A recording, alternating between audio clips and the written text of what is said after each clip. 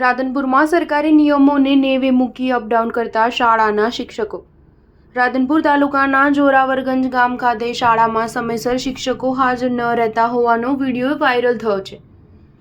શિક્ષકો સમયસર શાળામાં હાજર ન થતા બાળકોનું શિક્ષણ કથળ્યું છે। પાટણ જિલ્લામાં રાધનપુર તાલુકો શૈક્ષણિક અને આર્થિક રીતે પછાત ગણાતા એવા તાલુકામાંની મોટાભાગની શાળાઓમાં શિક્ષકો નિયમોને નેવે મૂકીને દૂરથી અપડાઉન કરતા હોવાના કારણે શિક્ષકો શાળાના સમય દરમિયાન ફરજ ઉપર હાજર ન રહેતા હોવાને કારણે પંથકમાં શિક્ષણ કથળી રહ્યું છે।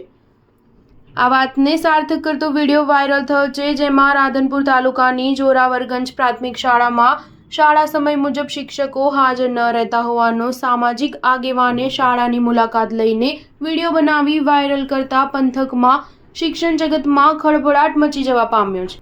રાધનપુર પંથકમાં શિક્ષણ કથળી રહ્યું છે। આ બાબતને લઈને વિસ્તારના સામાજિક આગેવાન દ્વારા તાલુકાના જોરાવરગંજ પ્રાથમિક શાળાની મુલાકાત લેતા શાળા સમય દરમિયાન શાળામાં શિક્ષકો જે આચાર્ય સમયસર જોવા મળ્યા ન હતા।